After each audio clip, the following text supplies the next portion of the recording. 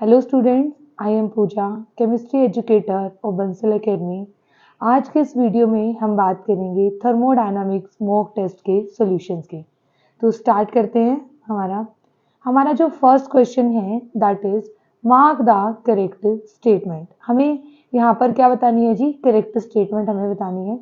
तो फर्स्ट है, for a chemical reaction to be feasible delta G should be zero. No, ठीक है। अगर एक रिएक्शन हमारे पास क्या होनी चाहिए, अगर एक रिएक्शन हमारे पास क्या होगी, फिजिबल होगी, तो उसके लिए रिक्वायर्ड है, जरूरी है कि जो डेल्टा जी होना चाहिए that should be negative, that should be less than zero, right.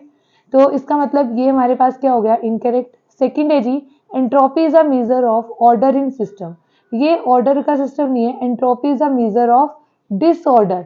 ठीक है, डिसऑर्डर आप बोल दो या फिर आप क्या बोल सकते हो, और रेंडमनेस ऑफ अ सिस्टम। ठीक है, तो यहाँ पे क्या दिया हुआ है, इसका अपोजिट दिया हुआ है, दैट इज ऑर्डर। तो ये भी हमारा क्या हो जाएगा? इनकरेक्ट।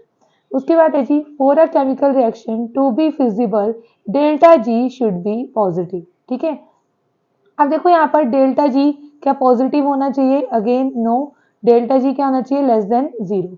तो ये हमारे पास क्या हो गया? इनकरेक्ट। नेक्स्ट है जी, the total energy of an isolated system is constant. ये बिल्कुल करेक्ट है। कोई भी सिस्टम हो, उसकी हमारे पास जो एनर्जी है वो क्या रहती है? हमेशा कांस्टेंट रहती है, राइट। ठीक है, क्योंकि हम कहते हैं ना कि सिर्फ जो एनर्जी कंजर्व रहती है वो सिर्फ एक फॉर्म से दूसरी फॉर्म में क्या हो जाती है जी? कन्वर्ट हो जाती है। नेक्स्ट क्वेश्चन है जी, the cooling in refrigerator is due to. ठीक है, कूलिंग किसकी वजह से होती है? कहता है reaction of the refrigerator gas, no. Expansion of ice, no. The expansion of the gas in the refrigerator, बिल्कुल इस एक्सपेंशन की वजह से ही यहाँ पर क्या होता है?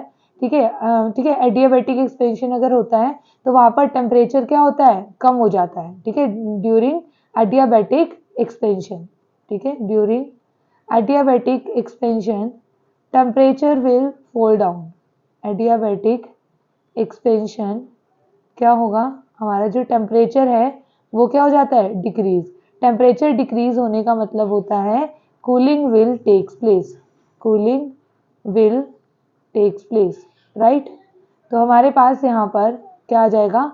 Expansion of gas in the refrigerator. The work of compressor, no. ठीक है, नेक्स्ट क्वेश्चन है जी, an isolated system is that system in which there is no exchange of energy with the surrounding. There is no exchange of mass and energy with the surrounding. There is no exchange of mass and energy with the surrounding. There is exchange of mass with the surrounding. ठीक है, अब देखो यहाँ पर क्या होगा? Isolated system में, ठीक है, हमारे पास तीन टाइप के सिस्टम होते हैं। एक होता है ओपन सिस्टम, जिसमें क्या होता है? Both mass and energy exchange. ठीक है, both mass and energy exchanges. ठीक है, दोनों एक्सचेंज होते हैं। जबकि हमारे पास क्लोज सिस्टम में क्या होता है? क्लोज सिस्टम में हमारे पास मास तो एक्सचेंज हो सकता है, ठीक है, बट एनर्जी एक्सचेंज नहीं हो सकती। मास can exchange but energy can not exchange with the surrounding, energy not exchange, right. उसके बाद है जी आइसोलेटेड। आइसोलेटेड सिस्टम में ना तो हमारे पास मास चेंज होता है और ना ही एनर्जी चेंज होती है। ठीक है, नाइदर मास नॉर एनर्जी चेंजेस, राइट। तो हमारे पास क्या आ जाएगा जी इसका आंसर? हमारे पास इसका आंसर आ जाएगा there is no exchange of mass and energy with the surrounding, right. उसके बाद हमारे पास है जी, the first law of thermodynamics is represented by the equation. यहाँ पे जो डेल्टा ई है, ठीक है, इसको डेल्टा ई भी लिखा जाता है, delta U, this is the internal energy. ठीक है, हमें पता है कि जो internal energy of the system होती है वो किसके इक्वल होती है? ठीक है, Q plus W. Delta U is equal to Q plus W. तो हमारे पास यहाँ पर कौन सा ऑप्शन करेक्ट हो जाएगा जी? Option number B. ठीक है, ये डायरेक्ट आपके पास फॉर्मूला है फर्स्ट लॉ ऑफ थर्मोडायनामिक्स का। नेक्स्ट है जी, कहता है ideal gas, in ideal gas receive 10 joule of heat. Means क्यों आपको उसने रिसीव किया है ना, मतलब उसने हीट क्या की है? एब्जॉर्ब की है। एब्जॉर्ब की है तो यहाँ पे क्या आएगा? Positive sign. In a reversible isothermal expansion. ठीक है, अब ये केस किसका है जी? Reversible isothermal expansion, right. Then the work done by, ठीक है, वर्क डन क्या आएगा, ठीक है, आइसोथर्मल रिवर्सिबल आइसोथर्मल एक्सपेंशन का केस है, हमें क्या बताना है, वर्क डन, ठीक है। अब देखो जब भी हमारे पास कोई आइसोथर्मल प्रोसेस होता है उसके लिए इंटरनल एनर्जी हमेशा क्या होती है, zero, because internal energy is a function of temperature, and अगर हमारे पास टेम्परेचर ही कांस्टेंट होगा तो यहाँ पर जो डेल्टा टी आएगा वो जीरो आएगा, और उसकी वजह से जो हमारे पास डेल्टा यू है वो भी क्या हो जाता है, जीरो। और हमने अभी डिस्कस किया delta U is equal to Q plus W, it means हमारे पास क्या हो जाएगा, यहाँ पर Q की वैल्यू क्या आ जाएगी, माइनस डब्ल्यू।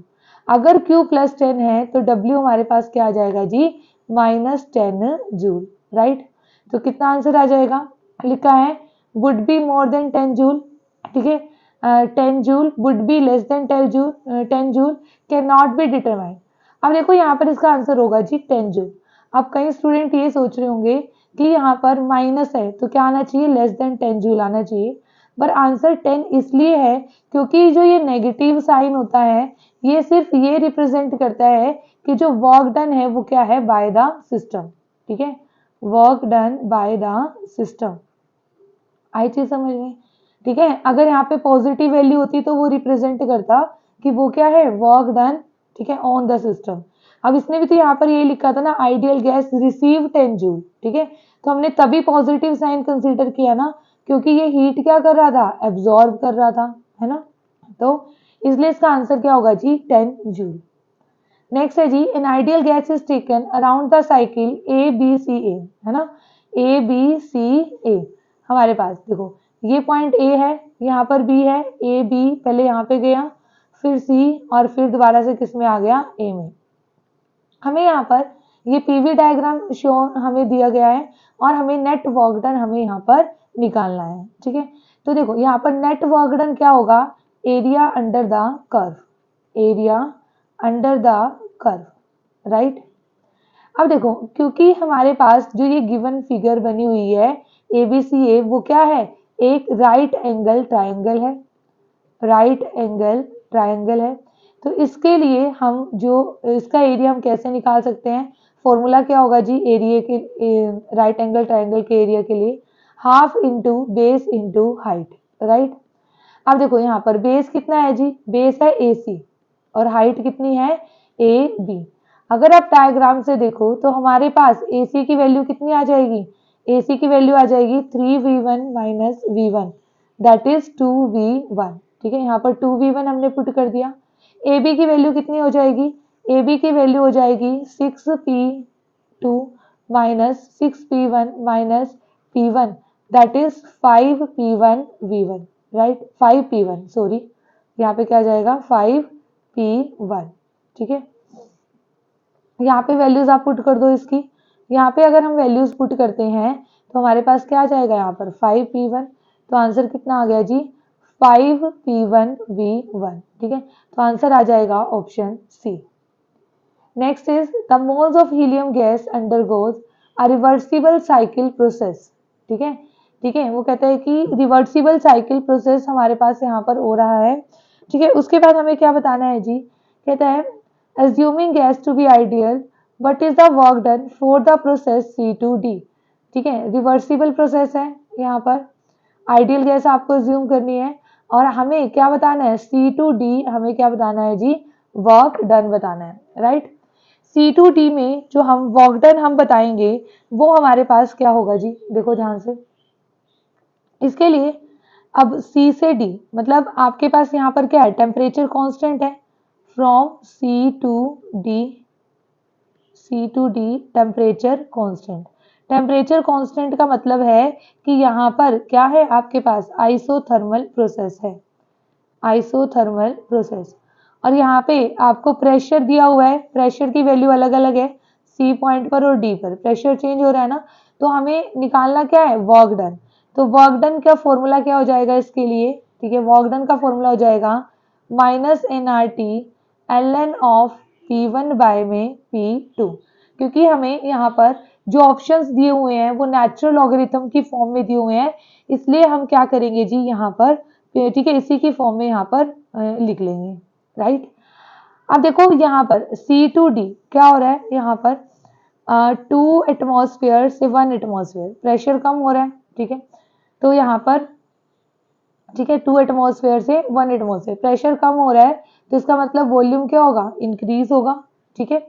और यहाँ पर आपके पास फॉर्मूला ये आ जाएगा जी, minus N R T L N of P1 by में P2, राइट। अब देखो माइनस एन की वैल्यू कितनी है, यहाँ पर नंबर ऑफ मोल्स दे रखे हैं, द मोल्स ऑफ हीलियम, ठीक है। I think so it should be 2, ठीक है, 2 मोल्स आएंगे जी, 2 मोल्स ऑफ, ये दा नहीं है, 2 मोल्स है, ठीक है। 2 into R into T L N of P1 by P2। P1 आपका इनिशियल प्रेशर कितना है जी, 2 है, और फाइनल प्रेशर कितना है, 1 है, क्योंकि C से D में आ रहे हैं ना, C से D में ये इनिशियल प्रेशर होगा और पॉइंट D पर क्या होगा, फाइनल प्रेशर होगा। तो हमारे पास आंसर कितना आ जाएगा, यहाँ पर देखो टेम्परेचर की वैल्यू गिवन है, यहाँ पर बिल्कुल गिवन है G 400, minus 2 into R into 400 L N of 2, तो आंसर हो जाएगा minus 800 R L N of 2, right, ठीक है। तो इसका आंसर हो जाएगा जी ऑप्शन नंबर ए। उसके बाद हमारे पास नेक्स्ट क्वेश्चन आता है, heat exchange in a chemical reaction at constant temperature and pressure is known as, ठीक है। देखो हीट एक्सचेंज, कितनी जो हीट एक्सचेंज हुई Q at constant temperature and pressure, ठीक है। जैसे हम लिखते हैं क्यू इज इक्वल टू, वैसे भी कर सकते हो, सिंपल भी आप बता सकते हो उसको ना, ठीक है। Constant temperature and pressure, temperature भी कांस्टेंट और प्रेशर भी, तो इसे हम क्या कहते हैं, एंथैल्पी नहीं कहते हैं। Delta H is equal to delta U plus P delta V, यहाँ पर प्रेशर भी कांस्टेंट होता है और हमारा टेम्परेचर भी क्या होता है, कांस्टेंट होता है, ठीक है। या आप इसको ऐसे भी फर्स्ट लॉ ऑफ थर्मोडायनामिक का यूज करके भी इसे फाइंड आउट कर सकते हो जी, डेल्टा यू माइनस डब्ल्यू, ये हो जाएगा, ठीक है। तो यहाँ पर देखो डेल्टा यू की जगह पी डेल्टा वी आप लिख सकते हो, ठीक है। सॉरी यहाँ पर लिखने की तो जरूरत नहीं है, डेल्टा यू, डब्ल्यू क्या होता है हमारा माइनस पी डेल्टा वी, तो क्या आ जाएगा पी डेल्टा वी। तो इस क्वांटिटी को हम क्या कहते हैं जी, डेल्टा एच। तो आंसर क्या हो जाएगा, एंथैल्पी। उसके बाद है जी the work done in adiabatic process, adiabatic process है तो मतलब Q क्या है जी, 0, at constant external pressure would be, ठीक है। आपको ये बताना है, देखो Q 0 होगा तो आपको वर्क डन बताना है, तो delta U is equal to Q plus W, ये होता है। तो Q आपके पास 0 है, तो आपके पास जो W आ गया वो किसके इक्वल आ गया जी, total change in internal energy. Internal energy को हम डेल्टा U सिंबल से भी रिप्रेजेंट कर देते हैं और E से भी, तो आंसर क्या हो जाएगा जी, ऑप्शन नंबर बी। नेक्स्ट है इंटरमिक्सिंग ऑफ आइडियल गैस, देखो मिक्सिंग हो रही है आइडियल गैस की, ठीक है। मिक्सिंग का मतलब यहाँ पर रैंडमनेस क्या हो रही है, इंक्रीज हो रही है ना, क्योंकि ठीक है। अब सपोज करो आपके पास पहले तो क्या थे, ऐसे अलग अलग पार्ट गैसेस थी, जैसे सपोज करो ये ऑक्सीजन गैस थी, फिर ये आपके पास मान लो कि हाइड्रोजन गैस थी। जब आपने इसको मिक्स कर दिया तो क्या होंगे, आपको एक मॉलिक्यूल यहाँ पर, ठीक है, जैसे ये हाइड्रोजन का मॉलिक्यूल है, आप ठीक है साइमल्टेनियसली आपको ये पता नहीं चलेगा यहीं पे क्या होगा, ऑक्सीजन का मॉलिक्यूल, तो यहाँ पे क्या हो जाएगी, एक रैंडमनेस क्रिएट हो जाएगी, ठीक है। जब भी हम दो चीजों को मिक्स कर देते हैं तो वहां पर क्या हो जाती है, रैंडमनेस क्रिएट हो जाती है, राइट, इस तरीके से। तो उसके बाद हम यहाँ पर क्या करेंगे, ठीक है। तो इस केस में वो कहता है रिवर्सिबल आइसोथर्मल, ठीक है, ओके, ठीक है। कहता है कि फिर कहता है irreversible isothermal and adiabatic, reversible adiabatic and none of this, ठीक है। तो देखो जब भी हमारे पास हम, ठीक है, हमारे पास इस केस में क्या होगा, रिवर्सिबल आइसोथर्मल, ठीक है, हमें पता है एंट्रोपी इंक्रीज होती है, और एंट्रोपी किसके लिए पॉजिटिव होती है जी, इंक्रीज होती है irreversible isothermal and adiabatic process के लिए हमारी जो एंट्रोपी होती है वो क्या होती है जी, पॉजिटिव होती है। Delta S is greater than 0, 4, ठीक है, irreversible, both irreversible adiabatic and reversible isothermal and adiabatic, ठीक है, आई चीज समझ में, ठीक है।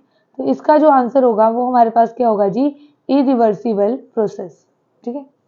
उसके बाद है next, two molecules of N ideal gas expand, तो यहाँ पर 2 मॉलिक्यूल्स हैं, ठीक है, नंबर ऑफ मॉलिक्यूल्स 2, ठीक है, मोल्स नहीं है ये, यहाँ पर मॉलिक्यूल्स हैं।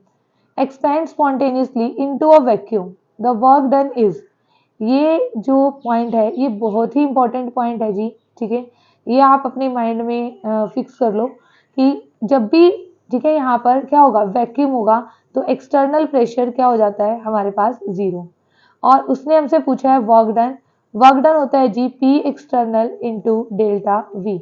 अगर पी एक्सटर्नल ही जीरो होगा तो डेल्टा वी मैटर ही नहीं करता आपके पास, तो यहाँ पर आंसर कितना आ जाएगा, जीरो, ठीक है। नेक्स्ट क्वेश्चन है the process carried out in perfect isolation is, ठीक है। परफेक्ट आइसोलेशन में कौन सा हमारे पास यहाँ पर प्रोसेस होता है, ठीक है। परफेक्ट आइसोलेशन में हमारे पास होता है जी एडियाबैटिक प्रोसेस। परफेक्ट आइसोलेशन का मतलब है यहाँ पर कोई भी हीट एक्सचेंज नहीं हो रहा। अगर हीट एक्सचेंज नहीं हो रहा तो वो कौन सा प्रोसेस है, adiabatic process, right. Next question है जी हमारे पास adiabatic process involve delta Q is equal to zero, direct question है। नेक्स्ट है predict which of the following reaction has positive entropy change, ठीक है। आपको ये बताना है कि एंट्रोपी चेंज क्या होना चाहिए, पॉजिटिव होना चाहिए, राइट। अब देखो जो पहला हमारे पास फर्स्ट रिएक्शन है, इसमें सिल्वर आयन एक्वस स्टेट में है, क्लोराइड आयन एक्वस में है, और आपका जो प्रोडक्ट बन रहा है वो क्या बन रहा है, सॉलिड स्टेट में। तो देखो एक्वस स्टेट में, और एक्वस से किस में है, सॉलिड स्टेट में। तो देखो सॉलिड में तो क्या होती है, रैंडमनेस डिक्रीज हो जाती है, रैंडमनेस क्या हो जाती है, डिक्रीज हो जाती है ना। एक्वस में ज्यादा रैंडमनेस होती है, तो इसका मतलब यहाँ पर एंट्रोपी चेंज अगर हम निकालेंगे तो वो क्या आएगा जी, नेगेटिव आएगा, ठीक है। तो फर्स्ट रिएक्शन के लिए एंट्रोपी चेंज पॉजिटिव नहीं है। सेकंड में देखो अमोनियम क्लोराइड है, ठीक है, ये सॉलिड था और इससे क्या बन रहे हैं, गैसेस बन रही है ना, अमोनिया गैस, HCl गैस। तो सॉलिड से गैस में कन्वर्जन हो रही है, इसका मतलब यहाँ पर रैंडमनेस क्या हो रही है, इंक्रीज हो रही है, इसलिए यहाँ पर एंट्रोपी चेंज क्या होगा, पॉजिटिव होगा। नेक्स्ट में हमारे पास अब देखो यहाँ पर रिएक्टेंट भी गैसियस है और प्रोडक्ट भी क्या है, गैसियस। तो यहाँ पर हम कैसे डिफ्रेंशिएट करेंगे कि डेल्टा एस पॉजिटिव होगा या नेगेटिव होगा। तो देखो यहाँ पर कितने मोल्स हैं गैसेस के, 2, और यहाँ पर कितने मोल्स हैं गैसेस के, 4 मोल्स, ठीक है। तो नंबर ऑफ मोल्स क्या हो रहे हैं, इंक्रीज, मीन्स रैंडमनेस क्या हो रही है, इंक्रीज। तो इसके लिए डेल्टा एस क्या होगा जी, पॉजिटिव होगा। इट मीन्स हमारे पास यहाँ पर जो 2 एंड 3 ये ऑप्शन हमारा करेक्ट हो जाएगा जी।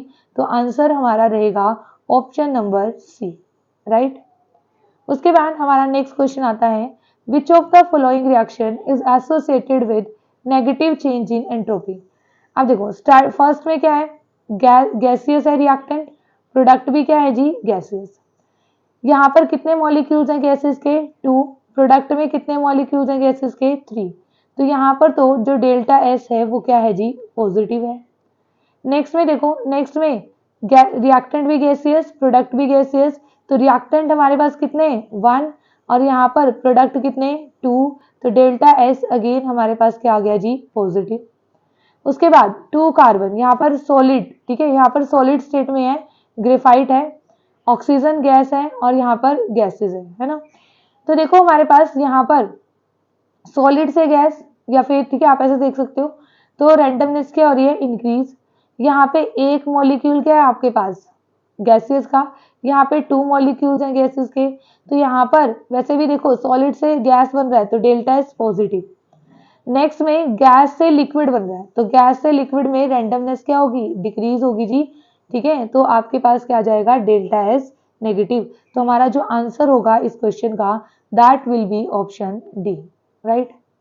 उसके बाद हमारे पास नेक्स्ट है जी, कहते हैं which has maximum internal energy, which has maximum internal energy at 290 kelvin, ठीक है। हमें ये बताना है कि यहाँ पर इंटरनल एनर्जी किस केस में हमारे पास मैक्सिमम होगी, ठीक है।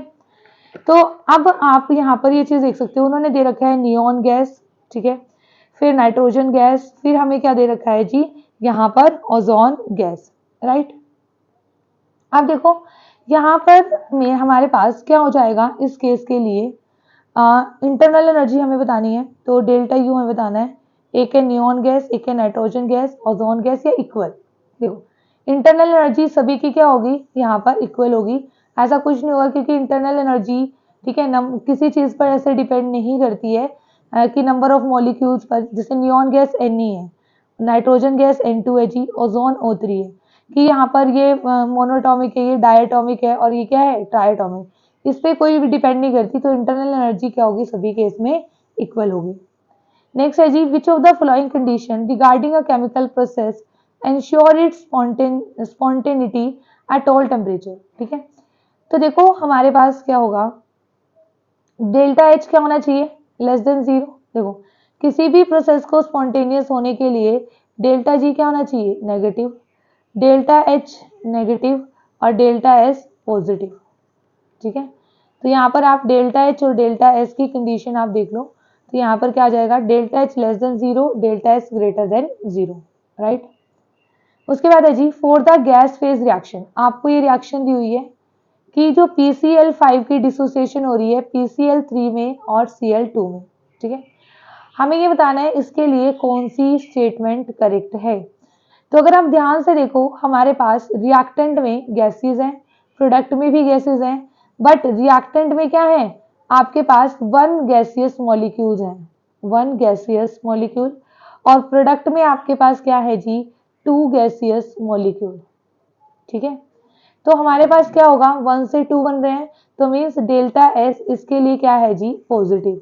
मीन्स एक चीज तो हमें पता चल गई, delta S greater than zero है, तो ऑप्शन ए एंड ऑप्शन जो सी है वो हमारा क्या हो जाता है, एलिमिनेट हो जाता है। अब हमें देखना है यहाँ पर कि डेल्टा एच क्या होगा। ठीक है, हीटिंग हो रही है, यहाँ पर डिसोसिएशन हो रही है। ठीक है, तो हमारे पास क्या होगा जी, यहाँ पर हीट क्या हो रही है, एब्जॉर्ब हो रही है ना हीटिंग में, तो डेल्टा एच क्या होगा, ग्रेटर देन जीरो, है ना, एंडोथर्मिक रिएक्शन। तो आंसर हमारे पास क्या हो जाएगा जी, ऑप्शन नंबर बी। नेक्स्ट है, in the exothermic reaction the enthalpy of reaction is always negative. Obviously बात है, एक्सोथर्मिक रिएक्शन है तो डेल्टा एच क्या होगा जी, नेगेटिव।